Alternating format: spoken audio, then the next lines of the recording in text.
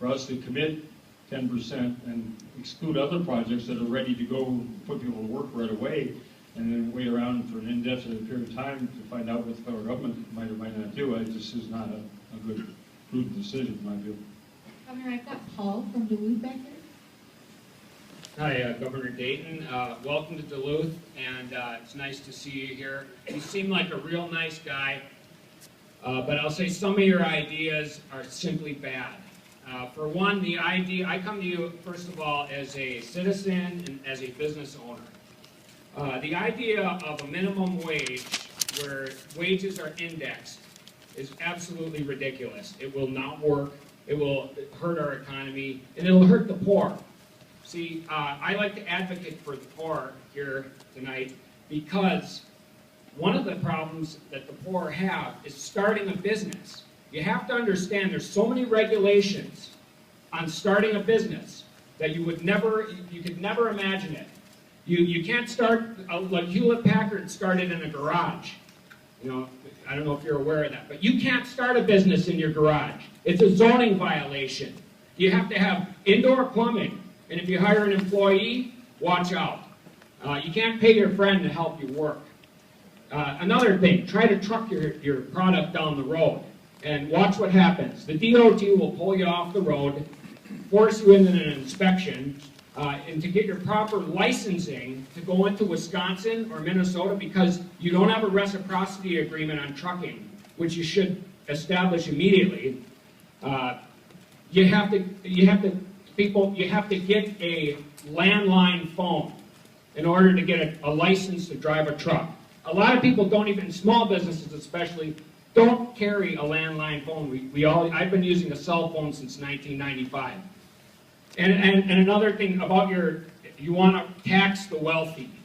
Okay, you know, have you thought maybe we've already paid our fair share?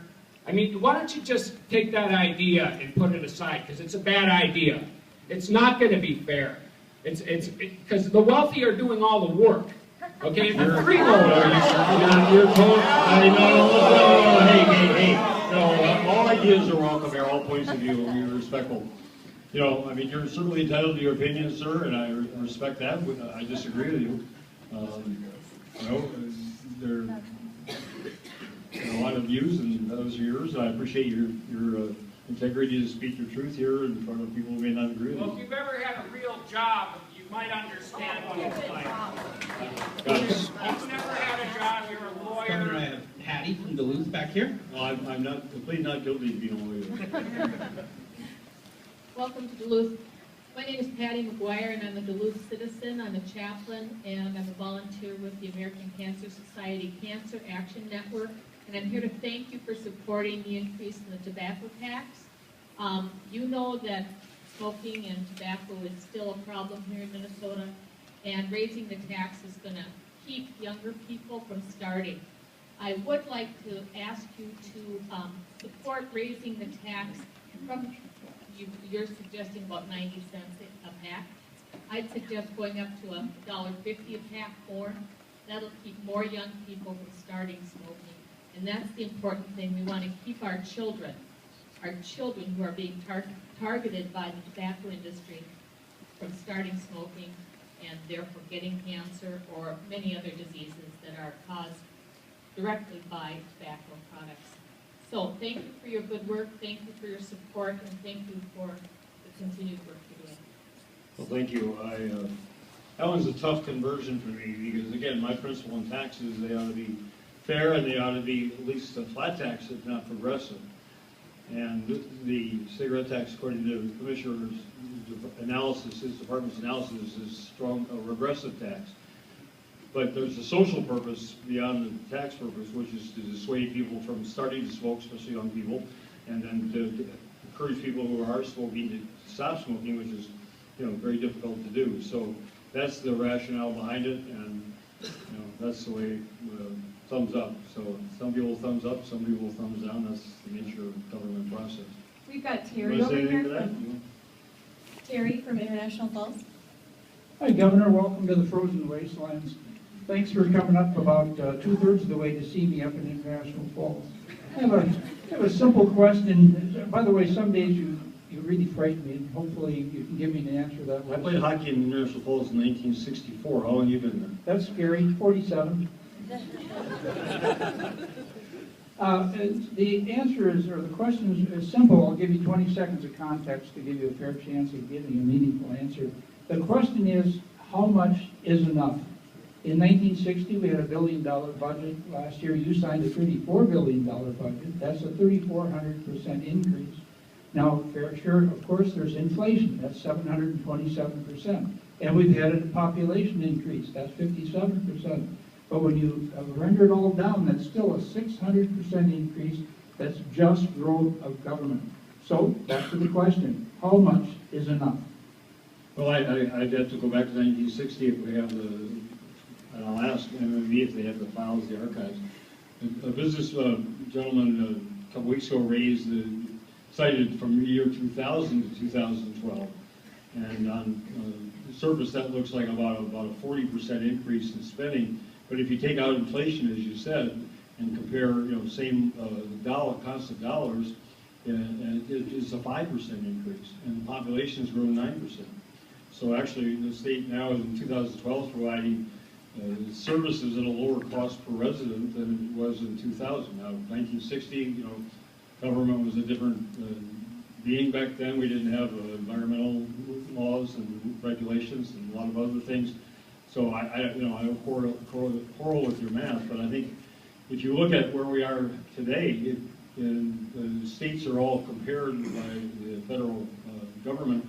We rank 15th in total state and local taxes per $1,000 of personal income, so 15th highest among the states. We rank 25th in expenditures, total expenditures, education, prisons, transportation, everything. We ranked 25th among the states, right in the middle. And those numbers have been going down. We ranked in 1996, we ranked 5th, number 5 in K-12 education spending, and now we're ranked 32nd. And I don't think that's a good thing. Some people, I don't think it's a good thing. So, I think the issue is, again, balance. And we're not, in real dollars, we cut $2 billion out of the budget in 2011 legislative session for this 2 years, and those cuts continue for the next 2 years unless somebody changes them. So, I couldn't agree with you more. We need to recognize the need and limited resources to do more with less, and we're committed to that. But it's not a simple equation as you might suggest. Governor, I have Alan from Duluth. Thank you. The National Research Council of the National Academy of Sciences, having reviewed 43 government publications, 253 journal articles, 99 books, and its own research, could not identify even one example of gun control that reduced violent crimes, suicides, or accidents. So my question is, does the budget include the additional costs for law enforcement and the additional costs that we're going to incur, because you can anticipate higher crime rates because of that? If you study the research that's out there, we're pretty confident that if the legislature goes ahead and passes the gun control measures that are in the House and the Senate right now, if any of those bills come forward and you sign them, there'll be law and then there'll be additional expenses because of that. Is that in your budget? Well,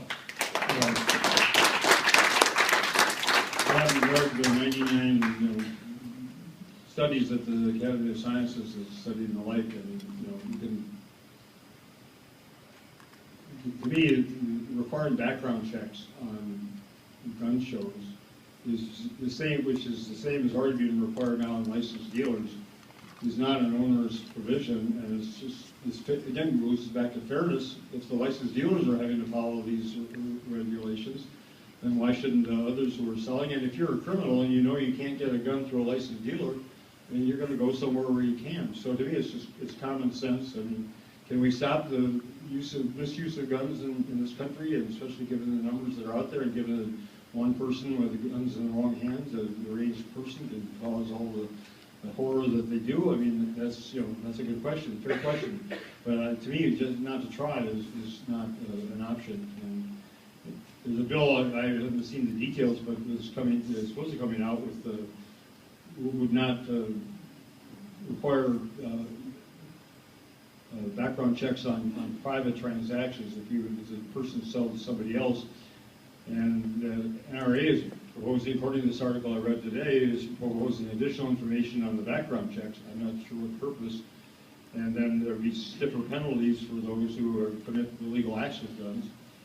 So, you know, something like that can work its way through and get, you know, broad enough support in both House and Senate. You know, I'll look at it favorably. You're shaking your head, but you know, your mind's already made up. So you know, that's the trouble of this issue. Nobody's going to confiscate the guns. Nobody. I swear, I give you my word. I mean, you put every dollar I possess on the table. And